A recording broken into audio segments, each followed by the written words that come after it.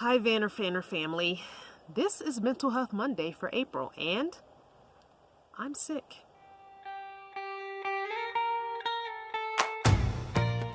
So, I am not feeling good. Unfortunately, this will be a short video.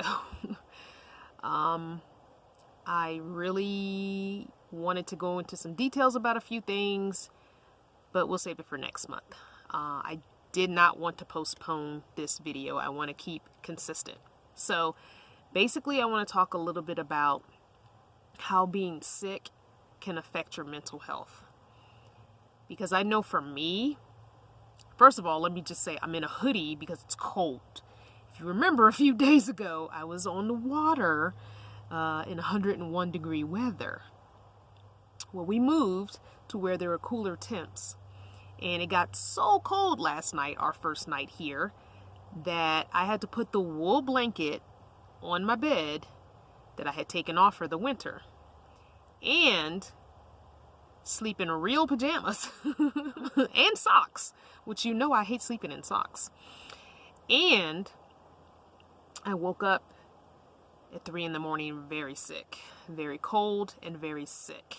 I think it got down to like 31 or 33, something like that. It was really cold. It actually is only 70 degrees right now and it's very breezy out. So it feels probably closer to 68 or 67. It's quite blustery outside. So yeah, I'm regretting that. And it's also not the greatest of cell service, so it's taking me 6 hours or more to upload videos. Now, I do have this window open, my side door open, even though it's quite blustery and cool out, because I just want to get the stale, sick air out of the van. So while I'm shooting this video, I do have the window open. But yeah, I woke up with the postnasal drip in the back of my throat. I was choking on it. My ears are clogged up. I've got some like lymph node swelling, headache, like just not feeling well, sore throat, all of that. So I've been taking some natural things and drinking hot tea. I think I've only eaten a bowl of cereal all day, and it's the evening now, so all day I haven't eaten anything. I've just been in the bed. I basically just rolled out of bed and put this hoodie on and put my glasses on to film this video for you guys. So I don't know how you guys do when you're sick and your mental health, but I know for me, I just become a recluse. And I start just kind of going into, depending on how long I'm sick, I start going into a little depression or the beginnings of a depression, because it's like, I don't want to do anything. Don't talk to me. Don't bother me.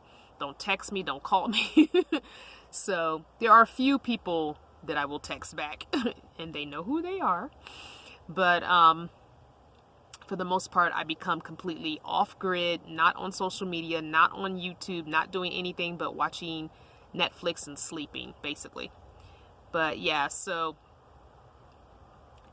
I did have a topic I wanted to talk about, and I'm going to touch on some of it, but I'm not going to go into the details that I would have gone into had I been feeling better today. So let's just say that. So we'll get a little bit deeper, or I'll add on to it for next month. So one of the things I want to talk about is like some of the things that I try and do to keep myself from being so depressed. I try and keep active. I try to find things to do, be it in the van or outside the van.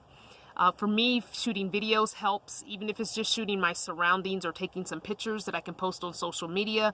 Getting up and out of the bed is a big deal for me. So in the mornings, even if I don't plan on going out of the van, I do make my bed up every day, no matter what. That was something that was instilled to me as a kid, so I've just kept that with me. I need to have my bed made up every day. I don't care if I'm going to get back in it, later on in the evening. I don't care. I need a made up bed. To me, it's more appealing when you get ready for bed to have a bed that you're pulling the covers back from and getting into than to have this crumpled mess of a bed that just makes my whole room, either bedroom or van, just look a mess when the bed is unmade or not made neatly. Some people make up a bed and they don't make it up neatly, so you can tell. I like a very neatly made bed, so that helps me. And then I'd like to get up out of the bed if I'm not ill, or if my joints aren't bothering me too much, which they are a little bit, and I think the cold is a contributing factor to that. So I like to get up, even if I sit here with my legs up on the little table, or sit in the little bit of aisle here with my feet up on the bed. I like to get out of my bed and sit up. And it just makes me feel like I've accomplished something, you know? So getting up and being active of some sort. If you can't leave your house because of your depression or what have you, then so be it. I forgot to put the disclaimer. I am so sorry. I am not a mental health professional. This is not medical advice. That's not what this is. This is 100% pure support, and that is it. I'm basically telling you my struggles, what works for me, what doesn't work for me, how I feel about things, and if you have something you want to share in the comments where we keep the conversation going, so be it. Do not look at this as therapy. You need to get medical help from a psychologist, psychiatrist, or your doctor. This is not medical help at all. This is clearly and strictly peer support. That is all. Please, please, please don't take this as medical advice, because it is not. It is not. Okay, back to what I was saying. Another thing I like to do is, if you can, have some sort of a little bit of a routine. For me, I don't have much of a routine anymore because I live in a van. Of course, when I lived in sticks and bricks, I had a routine. You know, you get up pretty much around the same time every day. If you have a job, you go to that job. You know, you have a routine. Certain days of the week, I do laundry. Certain day of the week, I would cook dinner. I even had a routine of every day of the week, I did a certain part of the house as far as cleaning. You know, I cleaned the kitchen. One day of the week, I cleaned the bathroom like twice a week. I did the mopping one day a week. You know, you sweep every single day. You know, so I had my own little chore routine. So having a routine also can help you if you can figure out where the routine works for you. You know, every Monday I do this, every Tuesday I do this, blah, blah, blah, blah, blah. So that helps a lot too. And also eating healthy. That is a big, big, big deal if you're dealing with mental health. If you have a garbage diet, do not expect to feel better. Your body can't function physically or mentally when you're eating garbage. You cannot put crap in your body and expect it to be performing at top efficiency. Like, why do you even think that's going to happen? Like, it's a common sense kind of thing. So you really need to look at what you're eating, and, you know, you can't tell me that, well, good foods is too expensive. It can be, but there's also other things you can do to negate that. Like, I don't spend a ton of money on good food, but I do read the labels. I do try and take into account sugars, and I try and take into account sodium.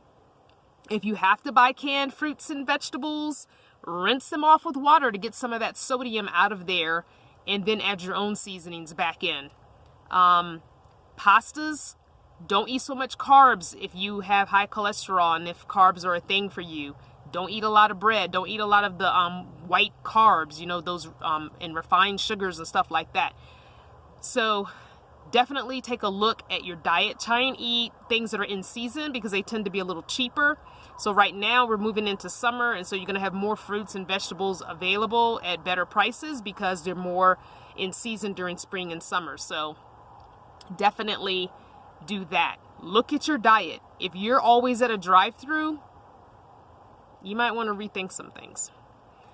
Another thing is some kind of movement or exercise. Trust and believe me, I don't like exercising. I don't do as much yoga as I should. I haven't done it in probably going on 2 weeks. One, I hurt my knee. And two, I've just been kind of a little bit busy and let it go and let it go and let it go. And then we were in really hot weather. And who wants to do yoga in 90 something and 100-degree weather outside? It's too much. So I really need to get back into doing some yoga because I do feel better when I do it. So I need to come up with my own yoga routine that's maybe a 10-minute one that I can do every single day. That's just kind of getting me up and moving. Some kind of stretching routine is what I need. And some point in the summer, I'm hoping, where I'm more stationary again.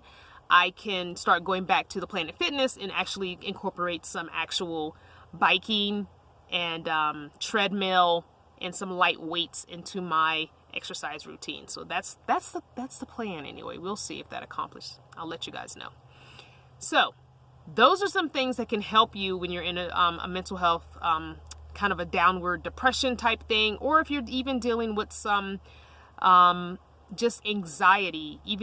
Those things can help your anxiety as well.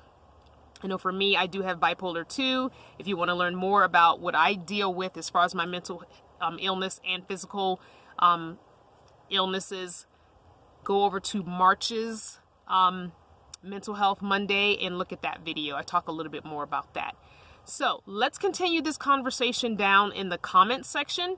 Let me know what you do to help yourself with your mental illness, to kind of keep yourself normalized, upbeat, to bay or stay off the depression or whatever else. What helps you with your pain condition or chronic joint issues, be it arthritis or fibromyalgia or any of those things. Let me know what you do, and let's keep the conversation going, all right? Thanks for watching this video, and I hope you've been enjoying these daily doses. And if you are, consider supporting them over on Patreon for just $1 a month, and you can learn how you can gain access to the podcast.